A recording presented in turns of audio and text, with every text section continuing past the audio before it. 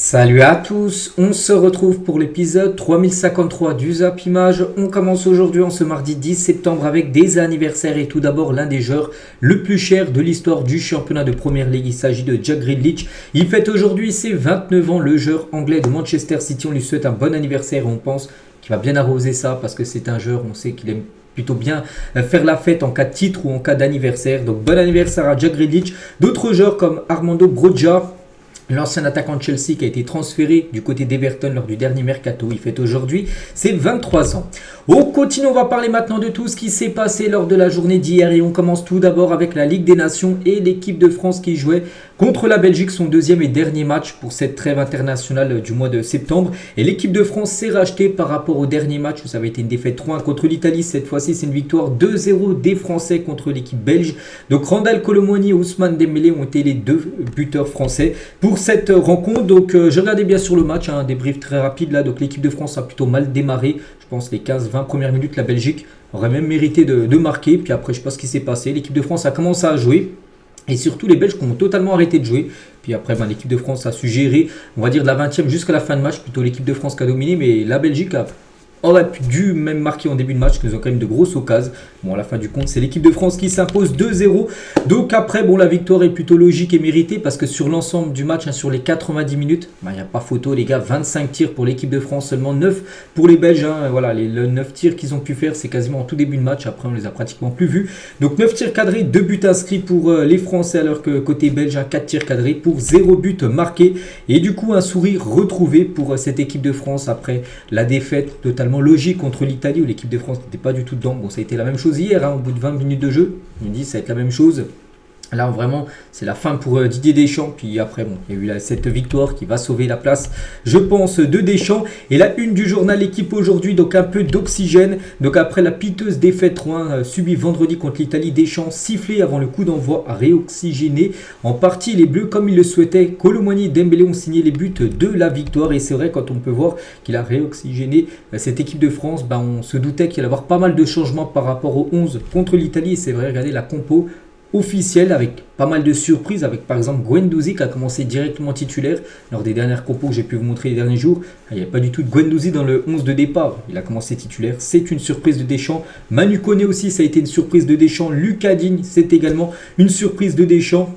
Et voilà, sans Mbappé, sans Griezmann, bon, c'est peut-être une surprise de Deschamps, mais pour moi c'est totalement logique au vu de ce qu'ont pu montrer ces deux joueurs lors des derniers matchs de l'équipe de France. Donc avec cette équipe, on avait plutôt peur quand on voit bien sûr cette équipe sur le papier. Ça s'est plutôt bien passé avec une victoire 2-0. Et c'est vrai que sans Mbappé, l'équipe de France arrive bien sûr quand même à gagner des matchs. On va parler de ce joueur Manu Koné, le milieu de terrain.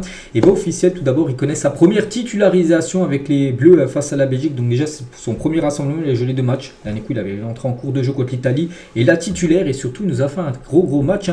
Manu Koné, le nouveau joueur de l'AS Roma. Donc la première titularisation de Manu Koné avec les Bleus est une réussite, de la personnalité, une bonne qualité technique et beaucoup d'engagement. Donc voilà, un joueur bien sûr que Deschamps pourra compter certainement lors des prochaines trêves. Et Manu Koné ce soir, il a pas mal de records. Tout d'abord, par rapport aux ballons joués, 80 ballons touchés joués, donc c'est le record du match. 9 ballons récupérés, c'est le record du match. Et 8 duels gagnés sur 13 tentés, c'est le record du match. Donc voilà le gros match, on peut dire, de Manu Koné. Et Manu Koné, à la fin de la rencontre, il a réagi au micro de TF1. Je suis quelqu'un de serein, je sais supporter la pression. Pour moi, c'était juste un match, il fallait faire ce que je sais faire. Je pense que j'ai répondu aux questions. Oui, comme j'ai dit, il a fait vraiment une très belle partie. Manu Koné, après on verra sur la durée parce que bien sûr il y a beaucoup de concurrence, on sait du côté des Bleus, mais voilà, ça a été vraiment une première titularisation réussie pour le joueur de l'AS Roma. Il a également dit on n'a pas fait ce qu'il fallait contre l'Italie, je vous avais dit qu'on allait faire ce qu'il fallait contre la Belgique pour avoir une réaction, c'est ce qui a été fait. C'est vrai que de toute façon la plupart des joueurs, soit lui, pas mal de joueurs, même Deschamps dit qu'il y a une réaction contre la Belgique et il y a eu cette réaction hier avec cette victoire 2-0. On continue, on va parler cette fois-ci des buteurs et c'est vrai que si on regarde les buteurs hier, même les buteurs lors de cette trêve internationale, c'est que des buteurs du PSG. Donc tous les buteurs français de cette trêve sont des attaquants du PSG. Les 3 buts inscrits, c'est 3 attaquants du PSG. Donc Barcola contre l'Italie, Kolo Muani et Dembélé contre la Belgique hier. Et on va commencer tout d'abord avec le premier but du match. Donc c'est une frappe, je crois, je sais plus ce qu'il tire, je crois Kanté, c'est dévié par le gardien qui la remet sur Randal Kolo Muani qui tire, ça tire sur le défenseur Faes là, mais ça, tellement qu'elle est puissante, elle finit comme au fond des filets. Donc nouveau but pour Randal Kolo Muani, on sait en difficulté du côté du PSG, mais en équipe de France, c'est plutôt correct ses stats. Et avec les Bleus, Randal Kolo Muani a un ratio d'un but toutes les 180 minutes à peu près, un but tous les deux matchs. Ouais, c'est correct on va dire. Et toujours dans des matchs qui comptent, pas des matchs amicaux. C'est des matchs où il faut marquer ou un match pour un but pour décanter le match. Et ben c'est souvent lui qui marque ce genre de but là. Donc en tout du côté des Bleus, c'est 1090 minutes jouées pour 6 buts et 3 passes décisives, c'est pas mal. Voilà Randal Kolo Muani. Donc voilà, qui continue. Regardez les 5 dernières titularisations quand il a été titulaire. À chaque fois, il a été buteur contre la Belgique, contre l'Espagne. Souvenez-vous en demi-finale de l'Euro, c'est lui qui avait marqué le but en tout début de match contre le Luxembourg, contre le Chili et contre la Grèce. À chaque fois buteur quand il commence titulaire. Randal Kolo Muani. Et l'autre buteur, c'est Ousmane Dembélé. Oui, Dembélé buteur. C'est vrai que la plupart des cas, il tire n'importe où. On a pu voir contre l'Italie, les gars, il a tenté une reprise qui est partie en touche quasiment. Donc là, cette fois-ci, quand il arrive à cadrer, et ça fait souvent mouche, comme là. Donc félicitations bien sûr à Ousmane Dembélé. Son 6e but également, 6e but pour Kolo Muani en équipe de France. La même chose pour Dembélé, mais Dembélé a quand même 28 matchs de plus que Randal Kolo Muani. Bon, après, il ne joue pas la même position. Mais voilà, 6e but pour Ousmane Dembélé. Son dernier remonté à novembre 2023 contre Gibraltar. Souvenez-vous, il y avait eu 14-0, je crois, pour les Bleus. Il avait été buteur, donc c'est la dernière fois qu'il avait marqué avec les Bleus. Mais sinon, la dernière fois qu'il avait marqué avec l'équipe de France en étant titulaire, là il faut remonter à 2021. C'était le 28 mars 2021, voilà, quand il avait été buteur en tant que titulaire directement lors d'une rencontre. Et Dembélé sur son but, il a dit: on me dit que je suis trop généreux, on me rabâche tout le temps de tenter ma chance, même avec Luis Enrique, le coach du PSG. Cette saison, je vais essayer de le faire et d'être plus personnel. C'est vrai que de temps en temps, il tente des passes, voilà, tenter un caviar, donner une passe à son collègue qui est juste à côté, mais c'est vrai que des fois, il doit tirer là, la situation, il marque le but, il doit tirer, il tire, et quand il cadre, parce qu'il ne cadre pas tout le temps, Ousmane Dembélé, et quand tu cadres, tu as des chances de marquer si le gardien ne l'arrête pas, et voilà, ça a été le cas hier, donc oui, il doit tenter plus sa chance, et Dembélé aussi sur TF1, il était questionné par rapport à sa saison au PSG, il a dit, il croit à un sacre du PSG en Ligue des Champions, il a dit, si on a le groupe pour aller au bout en Champions League, oui, bien sûr, on a un grand coach, de grands joueurs, et je trouve qu'on pratique un très bon football, oui, le PSG en ce début de saison joue très très bien. On verra après ce que ça va donner lors des grands matchs de Champions League. Et toujours avec Dembélé, il a dit: j'ai dit à Michael Olise que j'allais mettre un petit pont à Doku. On s'est un peu chambré, c'est pas méchant. C'est vrai qu'il lui a mis un petit pont, Dembélé sur Doku. Regardez, même Jérémy Doku, juste après les gars, il a rigolé après avoir pris le petit pont d'Ousmane Dembélé. Et Dembélé, c'est un match correct. C'est vrai que, comme j'ai dit, lui, c'est soit il fait un bon match, Dembélé, c'était le cas hier, ou soit il fait un match, il n'est pas bon, il n'y a pas de juste milieu. Donc là, ça a été bon match. Voilà, bon, après, 2 fois sur 3, c'est quand même des mauvais matchs de Dembélé. 1 fois sur 3, c'est un bon match. Donc là, c'était un bon match, tant mieux. Et une note de 7 quand même pour Ousmane Dembélé. Donc 7 sur 10, oui, un match très correct de la part de l'attaquant parisien. Et concernant Marcus Thuram, une note de 4 sur 10. Donc lui, un match décevant de Marcus. Donc c'est le seul joueur français à ne pas avoir eu la moyenne dans l'équipe. Donc déjà, par rapport au match contre l'Italie, tout le monde avait eu en dessous de la moyenne, à part Barcola qui a eu 6 sur 10 lors du match contre l'Italie. Donc là, tout le monde a eu la moyenne à part Thuram, les gars, qui est le seul en dessous de la moyenne, une note de 4. C'est que Thuram à chaque fois. Donc lui, c'est un peu l'inverse de Randal Kolo Muani. Lui qui galère Kolo Muani avec le PSG, mais en équipe de France, c'est plutôt bien. Donc lui, il galère en équipe de France, mais avec l'Inter, il est plutôt bon. Donc voilà, c'est l'inverse de Randal. Et c'est vrai que ça a été le seul joueur qui a déçu. Regardez les notes. Aujourd'hui, dans le journal L'équipe, donc Mike Maignan 6, Koundé 6, il aurait même pu avoir 7 facile, Koundé, parce que je trouve qu'il a fait vraiment un très bon match sur son couloir droit. Saliba 7, ça a été très très correct. Saliba, Koné, comme j'ai dit, un gros match au milieu de terrain 7. Donc Dembélé 7, donc Thuram 4, mon Kolo Muani 6. Voilà, Guendouzi qui a eu 5. Voilà, toutes les notes. Donc tout le monde a eu au moins la moyenne, à part Marcus Thuram et sa note de 4. A noter aussi le très bon match de Digne, où c'est marqué 6, les gars. C'est vrai qu'il a fait vraiment une très belle partie, ce joueur, qui a appelé pour remplacer, parce que de base il n'était même pas dans le groupe, voilà, par rapport à la liste de Deschamps pour les 2 matchs là, il n'avait même pas été appelé. C'était Mendy qui était à sa place, et Mendy avait un problème au tibia, il a été appelé, et du coup il a joué ce match pour remplacer Théo Hernandez, qui a dû être sur le banc, pas parce qu'il est blessé, parce qu'il n'est pas bon actuellement avec l'équipe de France. Il a fait vraiment une très belle partie, Lucas Digne, donc ça a ramené de la concurrence bien sûr à Mendy et à Théo Hernandez. Et l'autre côté, Jules Koundé, il faut le dire, que le meilleur défenseur droit d'Europe s'appelle Jules Koundé en septembre 2024, certainement. Actuellement, je ne vois pas un défenseur droit meilleur que Jules Koundé. Bon, peut-être vous allez me sortir Carvajal, tout ça. Mais voilà, Koundé, les gars, c'est aussi du très très haut niveau. Depuis, je crois, depuis l'Euro. Depuis l'Euro, parce qu'avant, il était beaucoup critiqué. On avait des doutes sur lui, mais depuis l'Euro, même avec le Barça en ce début de saison, les gars, c'est exceptionnel ce qu'il réalise. Et là, avec l'équipe de France, il a joué hier. très bon. Donc voilà, qui continue comme ça. Jules Koundé. Et c'est Koundé, les gars, il a complètement mis dans sa poche, on peut dire, Jérémy Doku lors des 2 derniers France-Belgique. Donc là, le match hier. Et le 1er juillet, lors de c'était quoi, le 8e de finale entre la France et la Belgique, on n'avait pas vu du tout Doku. Parce que Koundé avait fait un énorme match. Et Jules Koundé tient au micro de TF1 à la fin du match. On a mis un peu de temps à rentrer dedans, mais ce but nous a fait du bien. C'était important de reprendre 3 points. On avait à cœur de se racheter de notre mauvaise performance contre l'Italie vendredi dernier. On va parler aussi de la doublette en charnière centrale, parce qu'on sait qu'il y a eu beaucoup de soucis lors du dernier match contre l'Italie, où il y avait tellement d'espace, il y avait des trous total en défense. Mais là, ça a été très très solide. On a l'impression d'avoir retrouvé la défense très solide que l'équipe de France avait lors du dernier Euro avec Upamecano et William Saliba. Concernant Kylian Mbappé, donc il a joué la fin de match, puis le rentré, je crois, il restait 20 minutes à peu près. Il a commencé remplaçant. Voilà, donc il a été ménagé entre guillemets par Deschamps, même si pour moi, j'espère que Deschamps l'a plutôt mis sur le banc par rapport à ses dernières performances qui n'ont pas été bonnes. On est rentré en jeu, il a joué 20 minutes. Il n'a pas montré grand chose. Je crois sur le deuxième ballon qui touche, il fait une passe directement à un autre adversaire. Donc il a encore un match, une entrée très moyenne de Kylian Mbappé. Et son nom et celui de Bradley Barcola ont été sifflés hier soir. Parce que Mbappé déjà, parce que c'est un ancien Parisien, puis il joue à Lyon, il a quand même fait beaucoup de mal à Lyon ces dernières années. Barcola, ancien joueur de Lyon, maintenant qui a signé au PSG, donc c'était à Lyon en plus ce match, donc c'est pour ça que ces deux-là ont été sifflés. Et Mbappé, quand même, il a marqué seulement 2 buts sur là c'est marqué 11, c'est même maintenant 12, vu que le match a été joué hier, il n'a pas été buteur. Sur ses 12 derniers matchs, il a marqué seulement 2 buts, Kylian Mbappé. C'est son plus mauvais passage en équipe de France, voilà. Quand même actuellement, c'est un Kylian Mbappé très très moyen du côté des Bleus. C'est que sur cette trêve, les gars, si on fait le bilan, Mbappé sur les 2 matchs contre l'Italie, inexistant hier en 20 minutes. Bon, il a eu peut-être une frappe, voilà, rien à se mettre sous la dent. Donc c'est vrai que ça a été une trêve très décevante de Kylian Mbappé. Et des chances sur Kylian, il a dit, Kylian marquera encore des buts. On s'est peut-être trop focalisé sur lui. L'équipe de France sera encore plus forte avec lui. Je suis convaincu qu'il sera mieux dans un mois, parce que là, tiens, le 10 octobre, là, dans à peu près un mois jour pour jour, nouvelle trêve internationale où il y aura le match contre l'Israël, 3e match de poule, et une autre équipe, je ne sais plus si c'est de nouveau la Belgique ou l'Italie au programme, et voilà, c'est la prochaine trêve. Il dit qu'il sera meilleur, Kylian Mbappé, dans un mois, on verra. Et Jérôme Rotten, les gars, sur son émission Rotten sans flamme, donc lui, vraiment, des zincs, on peut dire Kylian, il se met toujours au-dessus de tout. Donc Mbappé a un gros problème avec la remise en question, il ne sait pas ce que c'est. Et pareil pour Christophe Dugarry, pareil sur Rotten sans flamme hier soir à la fin du match. Depuis le début, il nous explique qu'il est mature, qu'il a une bonne élocution, mais tout ça a fini par le rattraper. Il se prend pour ce qu'il n'est pas. C'est catastrophique actuellement, Kylian Mbappé. Voilà, donc voilà. Actuellement, il est beaucoup critiqué. Et du côté de l'Espagne, donc vous avez l'émission El Chiringuito TV, c'est une émission espagnole qui suit beaucoup Kylian. Donc les journalistes de cette émission sont allés jusqu'à pister le bus retour des Bleus à Lyon pour croiser Kylian Mbappé. Aucun signe perçu du joueur du Real Madrid, malheureusement pour eux, parce qu'ils ont des caméras spéciales.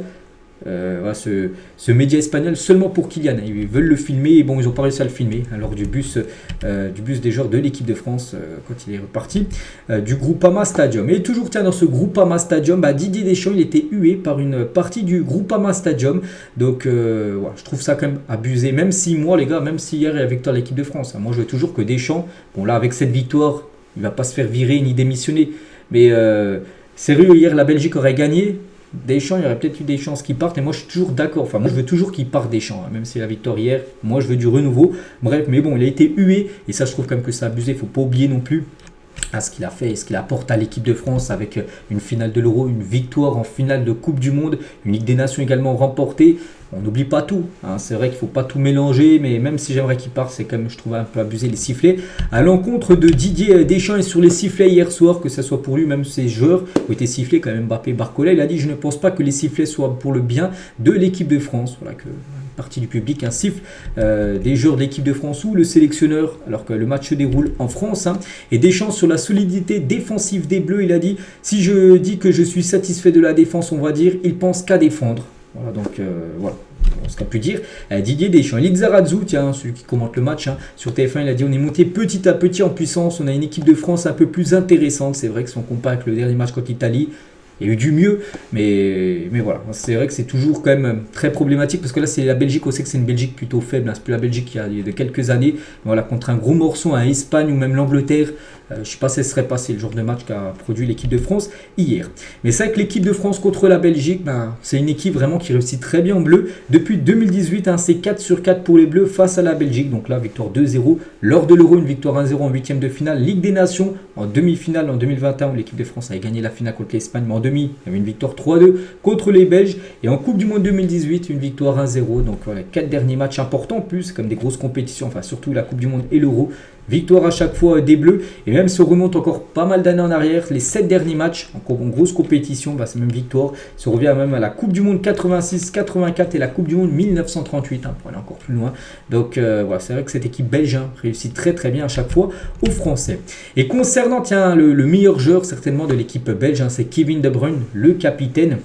Et le gros coup de gueule de De Bruyne, hier soir à la fin du match, il a dit je peux pas accepter je peux accepter plutôt qu'on ne soit plus aussi bon qu'en 2018. C'est vrai qu'en 2018, l'équipe belge était bien plus forte qu'actuellement. C'est vrai que la génération dorée, les joueurs sont partis, puis c'est plus le même niveau. Mais il a dit je suis le premier à l'avoir dit, mais je ne peux pas tolérer la façon dont on a joué hier soir. C'est vrai, pourtant ils avaient bien démarré la Belgique, je trouve. Les 15-20 premières minutes très intéressantes, puis après, ils ont arrêté de jouer, puis surtout peut-être l'équipe de France qui a commencé à jouer. Mais voilà, c'est avec De Bruyne, il sait que cette équipe est très très limitée actuellement, cette équipe belge. Et concernant le stade hier, le Groupama Stadium, loin d'être plein pour France-Belgique, c'est vrai qu'il manquait encore 10 000 places. Normalement, la capacité max c'est 59 000 places, et il y a encore 10 000 places libres, voilà, parce que l'équipe de France en gros attire plus trop, l'équipe de France de football par rapport au dernier match, l'Euro où oui, tu as atteint la demi, mais tu joues pas super bien contre l'Italie. Voilà, tu as pris une leçon de football, et c'est pour ça que les supporters français ne viennent plus trop, ne sont pas trop venus pour ce match-là. Bon, après, il faut prendre en compte aussi que c'est un lundi soir, et c'est un peu compliqué aussi pour, par exemple, les enfants d'aller voir ce genre de match. Bref, voilà ce qu'on va dire sur ce France-Belgique. Je pense que j'ai fait le débrief complet. Et l'autre match dans la même poule que l'équipe de France, il y avait l'Israël contre l'Italie, et c'est l'Italie qui s'est imposée 2-1 avec un but de Fratesi et un but de Keane. Je crois Fratesi avait déjà été buteur contre la France un vendredi dernier. Donc voilà, belle victoire de l'Italie, première de la poule avec 2 victoires, 2 matchs. Donc prochain adversaire, ça sera l'Israël. Pour l'équipe de France, ça sera, je sais pas, ça sera contre l'Israël, mais je ne sais pas si ce sera en Israël ou ailleurs, je ne sais pas. Mais voilà, ça sera le futur adversaire des Bleus lors de la trêve du mois d'octobre. Et voici les stats concernant ce Israël-Italie. On continue avec d'autres matchs de Ligue des Nations. Il y avait un Turquie-Islande et la Turquie s'est imposée 3-1 grâce à cet homme, les gars. Il s'agit de Kerem Aktürkoğlu, nouveau joueur de l'équipe du Benfica. Il a été transféré il y a quelques jours. Et il inscrit le triplé côté turc. Donc félicitations à cette équipe. Donc 3-1, 21 tirs, 7 tirs cadrés, 3 buts. Donc victoire logique, bien sûr. De la Turquie, à noter les gars qu'un supporter turc est rentré sur la pelouse pour se diriger directement vers l'idole des jeunes turcs. Maintenant c'est Arda Güler, le tout jeune joueur de 19 ans. Et il a voulu faire un selfie avec lui. Il y avait également un Norvège-Autriche sur cette journée d'hier, désolé. Et la Norvège s'est imposée 2-1. Donc 2 buteurs, Mir et surtout, un joueur que tout le monde connaît, Erling Haaland contre l'Autriche. N'oubliez pas que l'Autriche, grosse équipe, l'Autriche dans la poule de l'équipe de France avec les Pays-Bas, tout ça. Ils avaient fini première de leur poule, souvenez-vous, lors de l'Euro. C'est quand même un gros morceau, c'est les Autrichiens. Ils ont perdu 2-1. Du côté de la Norvège, Sabitzer était buteur côté autrichien. Donc voici les statistiques de la partie, un match plutôt serré même par rapport au tir, tout ça. Mais c'est la Norvège qui a été plus efficace que les Autrichiens. Et Haaland, buteur, comme souvent. Et en sélection, il a joué 34 matchs avec la Norvège pour 32 buts inscrits. Les stats sont quand même exceptionnels pour Erling Haaland. Je le répète, ce joueur finira à la fin de sa carrière comme peut-être le joueur qui aura marqué le plus de buts dans l'histoire du football. Je pense lui atteindra les 1000 buts. On sait que Ronaldo, c'est un objectif. Lui, bien sûr, il atteindra les 1000 buts parce que c'est un buteur pur, tout simplement, Erling Haaland. C'est fou comme ce joueur, puis il sera certainement le plus grand joueur de l'histoire du football, en tant que numéro 9 surtout. Erling Haaland. Et juste une grosse mauvaise nouvelle, ça c'est pour toujours avec la Norvège, mais surtout Arsenal, parce que Martin Odegaard est sorti sur blessure, blessé à la cheville avec la Norvège. Et ça c'est pas du tout une bonne nouvelle, parce que c'est le capitaine bien sûr déjà de la Norvège et de Arsenal. Et Arsenal joue ce week-end un match très important en Première Ligue contre Tottenham. Ça sera le derby du nord de Londres et sera, bon, on ne sait pas, pour l'instant il est incertain parce qu'il est blessé à la cheville. Ça c'est le gros coup dur pour Martin Odegaard. Il y avait également la Slovénie contre le Kazakhstan et la Slovénie s'est imposée 3-0 avec un triplé de Benjamin Sesko. Magnifique joueur, bien sûr, ce joueur sous-coté. Donc triplé pour lui, belle victoire de la Slovénie 3-0. Les autres résultats, il y a qui que j'ai pas parlé, tiens par exemple le Kosovo sans Eden Zegrova. Ils ont gagné 4-0 du côté de Chypre. La Roumanie s'est imposée 3-1 et le Pays de Galles s'est imposé 2-1 du côté du Monténégro. Et à noter que le Pays de Galles, à chaque fois, regardez, quand ils font leur photo d'avant-match, voilà, ils font toujours un dispositif un peu bizarre, c'est pas le même compte. En bas, je sais pas combien ils sont 7 joueurs et au-dessus ils sont 4. Je sais pas pourquoi les gars ils font comme ça, j'en sais rien. Mais voilà, concernant cette équipe galloise qui s'est imposée 2-1 hier. Au programme aujourd'hui, pas mal, c'est les derniers matchs de Ligue des Nations, parce que demain on passe à mercredi. Demain, il n'y a plus de match, donc le mardi, c'est toujours les derniers matchs de la trêve internationale avant, bien sûr, la reprise des championnats dès vendredi. Par exemple, il y a un Pays-Bas-Allemagne ce soir à 20h45, la Hongrie contre la Bosnie, l'Angleterre jouera contre la Finlande, il y aura un Irlande-Grèce, ou je sais pas, Andorre-Malte en tout petite, c'est la Ligue D, c'est les plus petites équipes. Et concernant l'Angleterre contre la Finlande ce soir à 20h45, Harry Kane va jouer ce soir, enfin s'il joue, mais il devrait jouer son 100e match avec la sélection anglaise, elle est actuellement à 99 matchs. Donc l'attaquant du Bayern deviendra le 10e international anglais à atteindre cette barre des 100 matchs en sélection. Bon, on souhaite bon match à lui, on souhaite peut-être aussi un but, bien sûr, pour Harry Kane.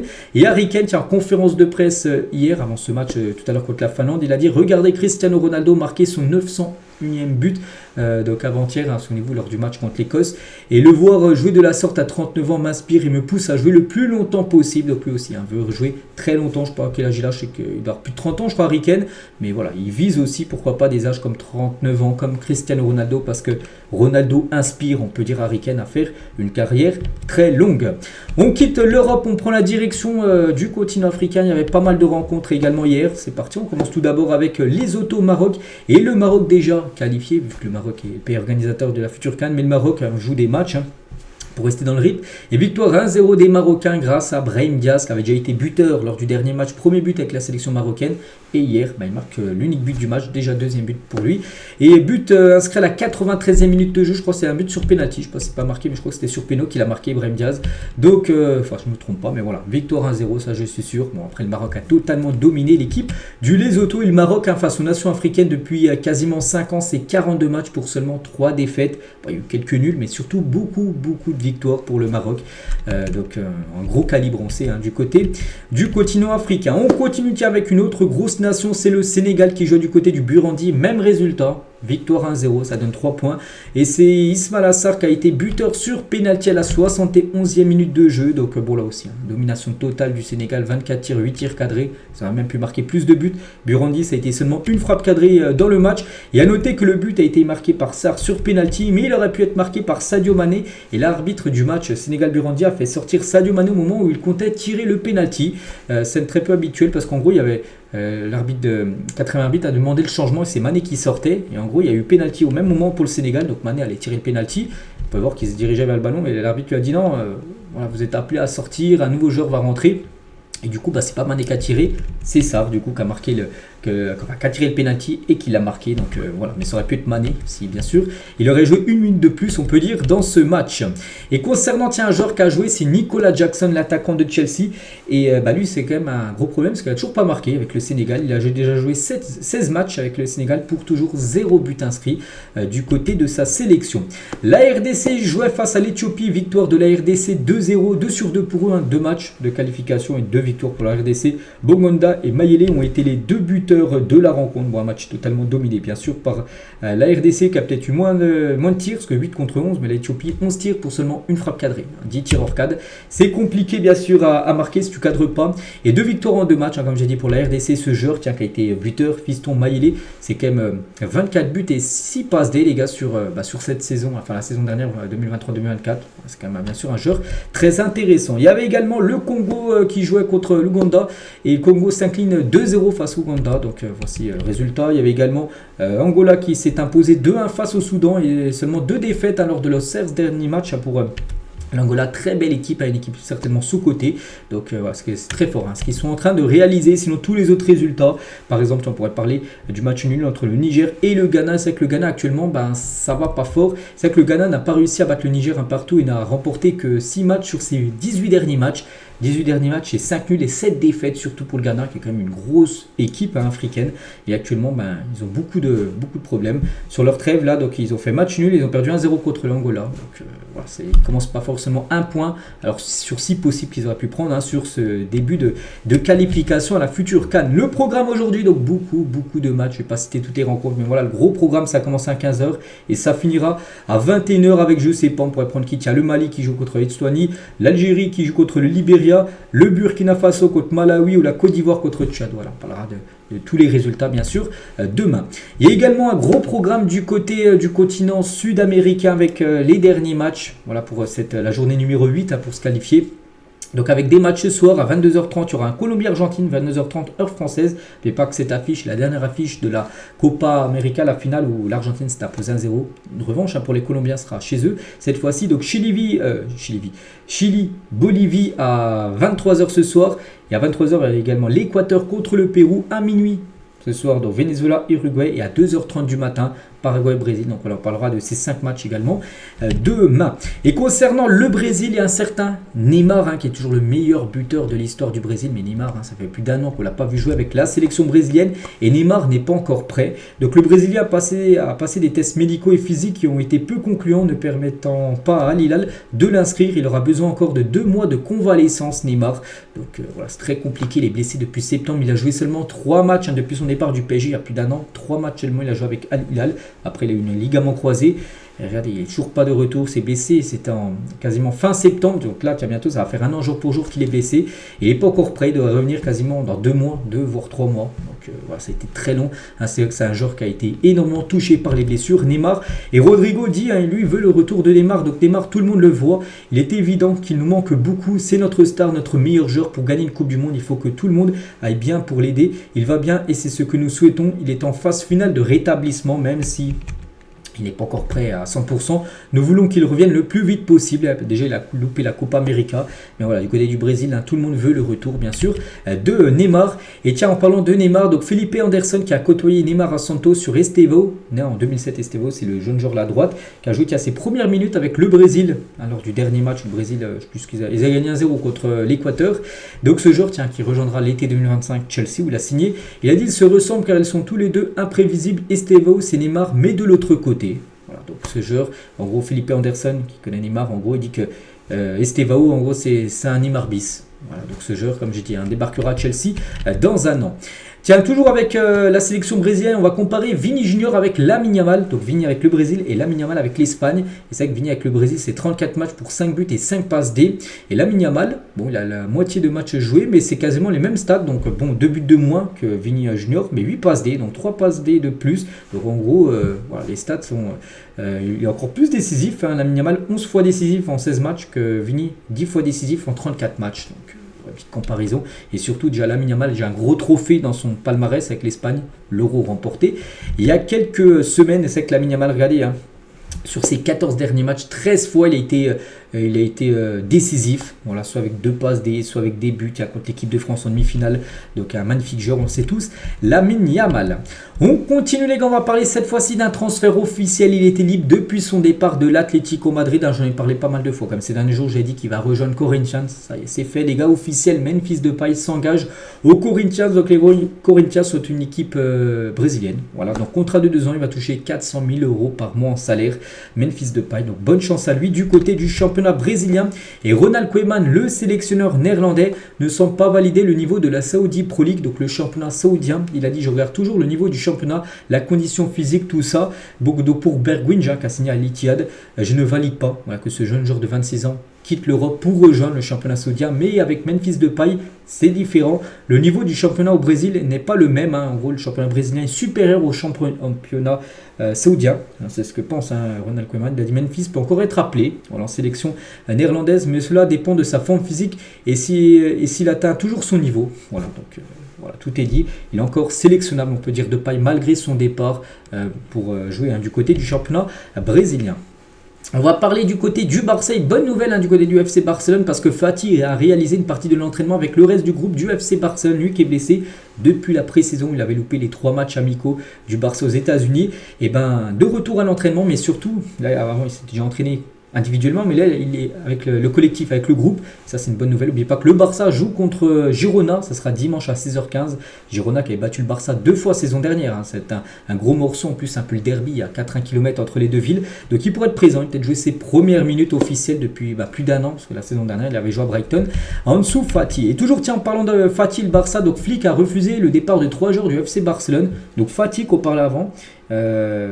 C'est Flick qui a dit non, je veux le conserver pour cette nouvelle saison. Eric Garcia qui a voulu le conserver, et également Inigo Martinez. Et en parlant toujours de Flick, et c'est officiel et c'est totalement logique, donc Flick est nommé entraîneur du mois, donc le mois d'août en Liga. Il n'est pas 4 matchs, 4 victoires, c'est la seule équipe à gagner tous ces matchs. 13 buts marqués pour seulement 3 petits buts encaissés. Surtout ils ont fini en apothéose avec ce 7-0 le 31 août dernier. Donc logiquement c'est lui le meilleur coach du dernier mois. Concernant le meilleur joueur, je ne sais pas encore qui c'est. Je mettrai bien une pièce sur Rafinha qui a été exceptionnel lors du dernier mois.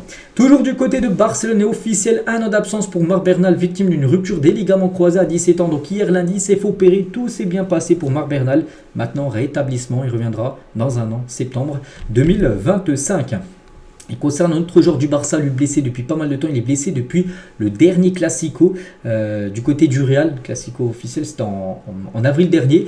Et De Jong, les gars, ne se fera pas opérer à la cheville. Donc le staff du FC Barcelone l'attendait après la trêve. Mais le Hollandais va bien rater les prochains matchs face à Girona et face à Monaco. Parce que jeudi prochain, pas après-demain, mais jeudi d'après, il y aura un match de Ligue des Champions, parce que oui, la première journée de Ligue des Champions, il y aura des matchs également le jeudi. Il y aura un Monaco-Barça et il ne sera pas présent. De Jong forfait. Le joueur n'a pas voulu d'opération et continue son travail personnel pour revenir au plus vite, parce que s'il serait fait opérer, et sa durée de retour aurait été fixée encore plus loin, on peut dire.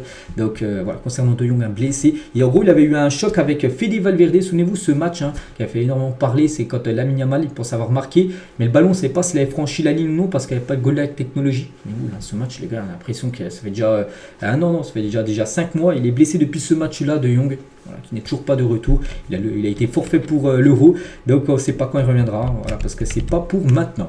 Tiens, toujours avec un ex-joueur du Barça, il regrette d'avoir quitté le Barça, c'est Arnaud Tena. C'est dégoûté de ne pas avoir prolongé au Barça plutôt que venir au PSG à l'été 2023. Il a dit: j'aurais signé n'importe quel contrat, je serais resté, j'aurais même été prêt ailleurs si je n'avais pas ma place en équipe première. Je ne comprends pas pourquoi cela ne s'est pas produit. Voilà, parce que c'est le Barça qui ne l'a pas prolongé. Du coup, le PSG l'a accueilli gratuitement, Arnaud Tenas. Mais en gros, il est dégoûté que le Barça ne lui a rien proposé à l'époque pour prolonger du côté du club. Aujourd'hui, jour très important pour la LFP, parce qu'aujourd'hui, c'est les élections les plus importantes qu'ait connues la LFP. C'est aujourd'hui. Donc qui sera le nouveau président? Est-ce que ça sera Vincent Labrune qui était déjà le président, qui se met candidat, il aimerait de nouveau être président, ou Linette Cyril? Ça se joue entre ces deux personnes-là. Donc c'est aujourd'hui normalement qu'on connaîtra l'heureux élu. On va parler de Bruno Fernandes avec le Sporting Manchester United et le Portugal. C'est déjà 600 matchs joués, c'est pas mal. Et 6 matchs manqués seulement à cause d'une blessure, seulement 6 matchs manqués. C'est un joueur qui se blesse très très peu. Il n'a manqué que 1% des matchs, hygiène de vie parfaite. C'est-à-dire qu'il y a des joueurs qui se blessent énormément, et même la plupart des joueurs se blessent. On parlait de De Jong, on a parlé de Marc Bernal avec une blessure de 1 an, Neymar, tout ça, Gavi. Mais lui, les gars, c'est un joueur qui seulement 6 matchs loupés sur 606 matchs joués.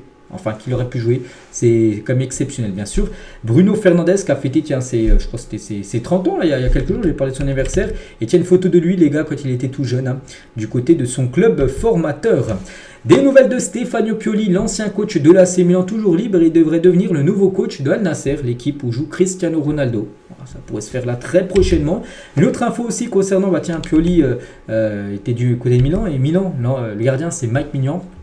Les derniers contacts entre Mike Maignan et l'AC Milan concernant une prolongation de contrat ont été positifs. Il pourrait prolonger son contrat du côté de l'équipe milanaise. Concernant Jonathan David, discute avec la Juventus et l'Inter Milan. Il pourrait arriver libre l'été prochain vu qu'il est en fin de contrat en fin de saison. Donc pour Lille, c'est vrai qu'ils vont peut-être perdre un très bon joueur gratuitement, vu qu'il est dans sa dernière année de contrat, et la Juve et l'Inter seraient très intéressés pour l'accueillir gratos. Des nouvelles de Wissam Ben Yedder, toujours libre. Ben Yedder depuis son départ à Monaco.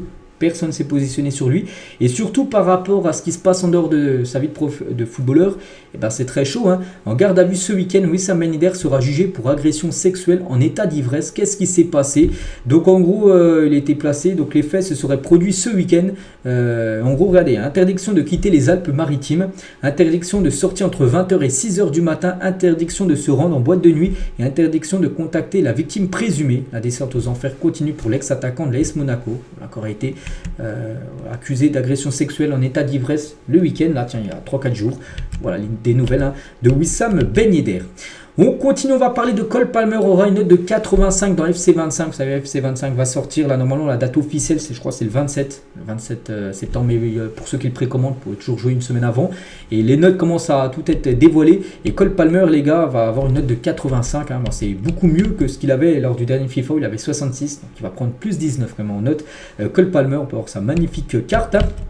Et d'autres notes, tiens, comme, et c'est officiel, la carte d'Henrik sur FC25. Bon, une petite note de 77, mais des très belles stats, les gars. Un joueur qui va coûter peu cher, on peut dire, sur le prochain FUT. Concernant Messi, les gars, ce sera une note de 88 pour Messi, bon, qui prend quand même une grosse descente en vitesse. Moi, Messi dépassait les 90, il y a encore quelques années maintenant. Ça sera 79, on sait que la vitesse est très important dans le jeu FIFA.